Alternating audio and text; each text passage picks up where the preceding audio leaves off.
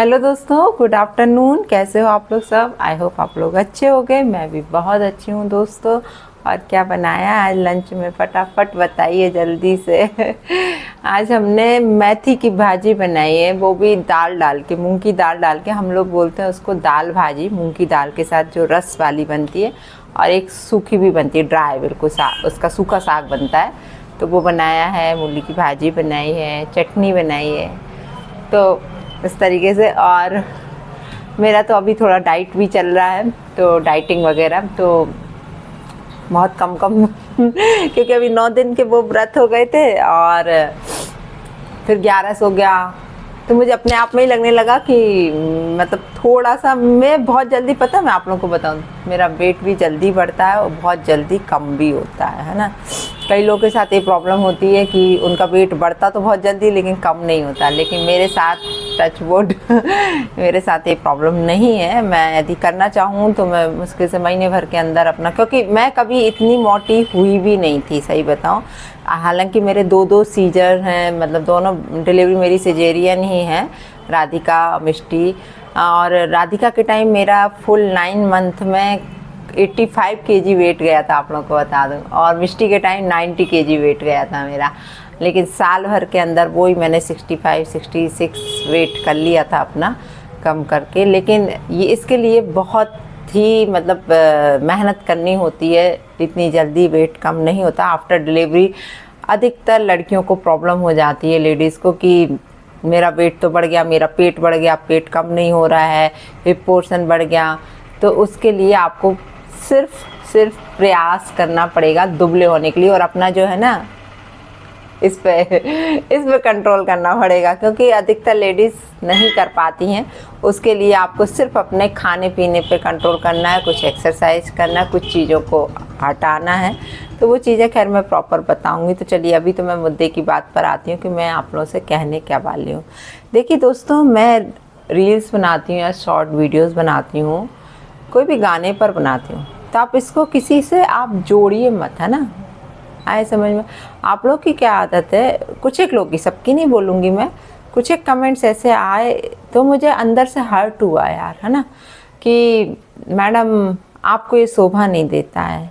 तो यार ये कहाँ लिखा हुआ है कि जिसका पति नहीं है तो वो हंस नहीं सकती, मुस्कुरा नहीं सकती, किसी के साथ बात नहीं कर सकती, या मतलब अपनी लाइफ एंजॉय नहीं कर सकती। यदि मुझे अच्छा लगता है रील बनाना, तो क्या कोई होगा लाइफ में तभी उसके लिए रील बनेगी, या उसी के लिए शॉर्ट वीडियो बनेगा, या उसी के लिए मैं गाना गा के वीडियो बनाऊंगी, या उसी के लिए अच्छा डांस करके वीडियो बनाऊँ?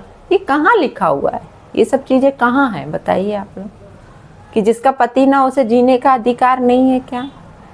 इतना मुझे बता दीजिए। आज मैं ना बहुत कुछ एक वीडियोज़ पे मुझे जो कमेंट्स आए हैं, मैं उनको पढ़ के काफ़ी दुखी हूँ। वो करने वाले कोई जेंट्स नहीं होते हैं, वो औरतें ही होती हैं वो कमेंट्स करने वाली। तो ये आप सोचिए कि आपके साथ भी कभी ऐसा हो सकता है, आपकी बेटी के साथ भी हो सकता है, घर परिवार में किसी के साथ हो सकता है।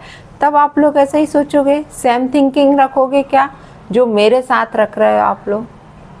ये शोभा नहीं देता है। देखो, हर औरत को जीने का अधिकार है। हर औरत क्या, हर आदमी, औरत, हर इंसान को उसका खुद के अकॉर्डिंग जीने का अधिकार है ना। उस पर किसी का बाउंडेशन नहीं है। आप हम पे कोई वो नहीं लगा सकते कि नहीं आपको ये करना है तो अब ये करना है, तो अब ऐसे ही जीना है, तो आपका हस्बैंड नहीं है तो आप ये नहीं कर सकती, तो आप ये नहीं लगा सकती, तो ऐसे कपड़े नहीं पहन सकती, तो ऐसे चल नहीं सकती, तो ऐसे उठ नहीं सकती, तो ऐसे बैठ नहीं सकती।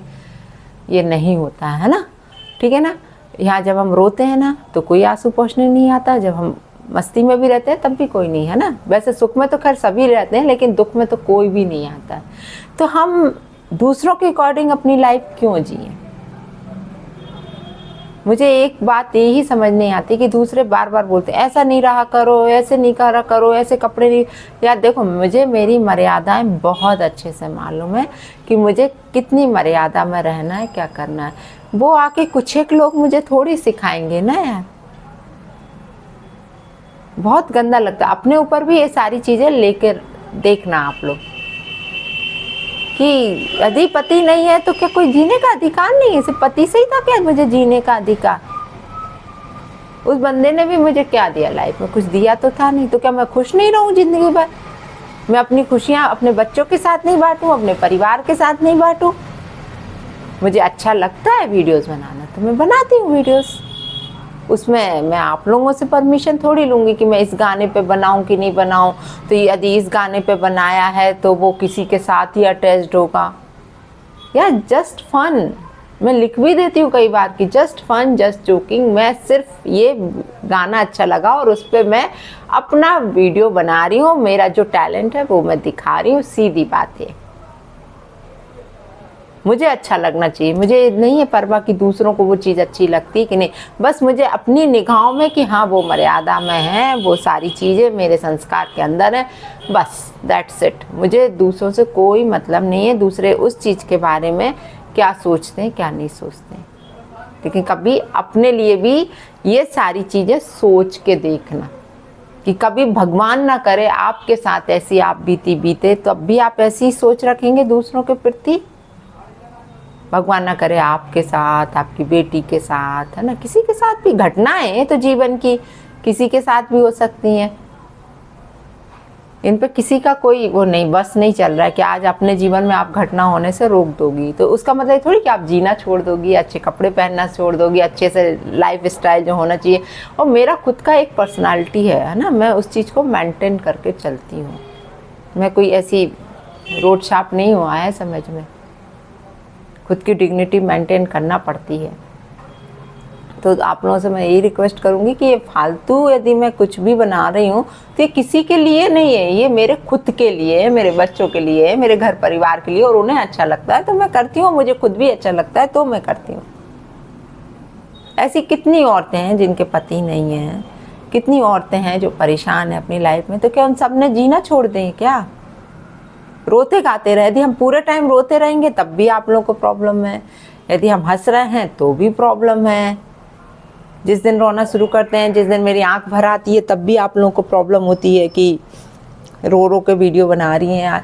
यार ये तो इमोशंस हैं, कभी हंस के निकलते हैं, कभी दुखी होकर निकलते हैं। यार ये तो अंदर के इमोशंस है, उसमें किसी का बस थोड़ी है यार।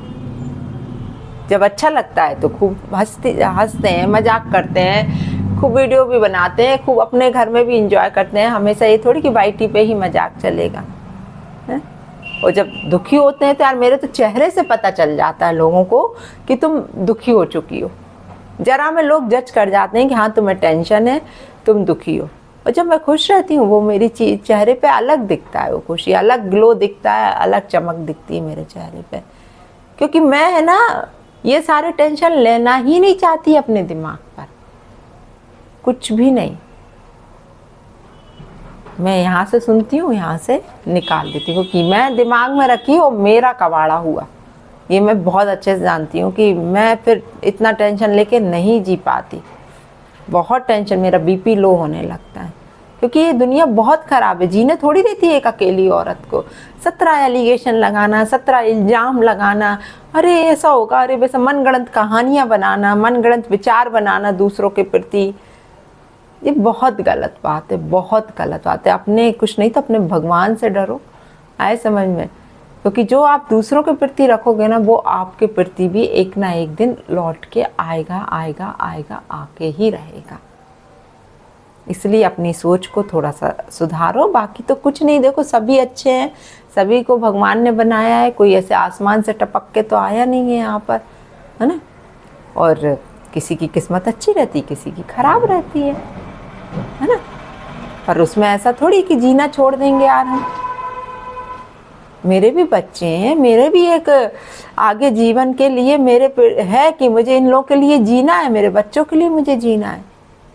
तो मैं उनके लिए खुश भी रहती हूँ कि मेरी बेटी तो हमेशा बोलती है राधिका कि माँ खुश रहा करो, जितना ज़्यादा खुश रह सकती हूँ उतना खुश रहो आप। क्योंकि उसने मेरे साथ सब कुछ होते देखा है, वो सब जानती है कि माँ कितनी टेंशनों में रहती है, और आज वो सारी चीज़ों से मुझे प्रोटेक्ट करती है। मैं सही बता रही हूँ, मैं बहुत सी चीज़ों में ऐसा हो जाती हूँ, डर जाती हूँ कुछ है, लेकिन उसका डर कभी नहीं है। वो बहुत ही साहसी लड़की है, हर चीज़ में मेरे आगे एक आदमी की तरह खड़ी रहती है वो। मैं सही बताऊँ राधिका, भगवान करे ऐसे बच्चे सबको दें जो परेशान हैं, उनके लिए ऐसे बच्चे ज़रूर दें। और मेरी बेटी मेरे लिए बेटा भी है और मेरी बेटी भी है। मिष्टी तो चलो बहुत छोटी हैं, लेकिन राधिका का मैं मानूंगी कि वो मुझे हर चीज़ में सहारा देती है, हर चीज़ में मेरे को आत्मबल देती है, मेरे को समझाती है, मतलब ऐसे कि जैसे कोई बड़ा व्यक्ति हो ना, ऐसे करती है मेरे साथ। इसलिए मैं ये कहूँगी कि प्लीज़ अपनी थोड़ी सी सोच को बदलो। अब जो आप सोच रखे हो, जिस दुनिया में आप लोग जी रहे हो, उससे थोड़ा सा निकलो, है ना। अपनी सोच को डेवलप करो। आइए समझ में, हर औरत गलत नहीं होती है। चलिए दोस्तों, कुछ बोल भी नहीं सकते यहाँ पे, क्योंकि सबकी अपनी सोच है ना। लेकिन मेरा जो विचार था मैंने आप लोगों को क्लियर कर दिया कि यहाँ पर कोई रील और शॉर्ट्स बनाने का आप किसी से इंटेंशन मत जोड़िए कि अरे ऐसा हो रहा होगा, अभी तो 2 थे, अब तीसरा हो, चौथा, 5। बख्शो मुझे, है ना। फालतू के एलिगेशन मेरे ऊपर मत लगाओ। मैं अपनी दुनिया में बहुत खुश हूँ, मैं अपने बच्चों के साथ बहुत खुश हूँ, मुझे कुछ नहीं चाहिए, समझे। मेरी बेटियाँ मेरे लिए, मैं कहूँ ना कि भगवान ने यदि मुझसे सब कुछ छीना है ना, तो मुझे बेटियाँ इतनी अच्छी दी हैं, 2 अनमोल रत्न दिए हैं जो मेरे लिए बराबरी से 2 ही साइड खड़े हैं कि कोई माँ के ऊपर कुछ बोल के तो देखे, माँ को कुछ करके तो देखे। वो ऐसी है कि मार काट के भी रख देंगे यदि मेरे लिए कुछ भी हुआ तो। राधिका का तो मैं मानूंगी यार, हेड्स ऑफ। देखने में ऐसा लगता है कि नहीं यार, बहुत डेलिकेट सी दिखती है, लेकिन उसका स्ट्रेंथ देख लो, उसका विल पावर देख लो, उसका सोचने का तरीका देख लो, समझने का तरीका, मतलब एक बहुत ही ऐसा लगता है मैच्योर पर्सन जैसा है उसको मतलब सारी चीज़ों की समझ है, सब कुछ इतने अच्छे से हैंडल करती है।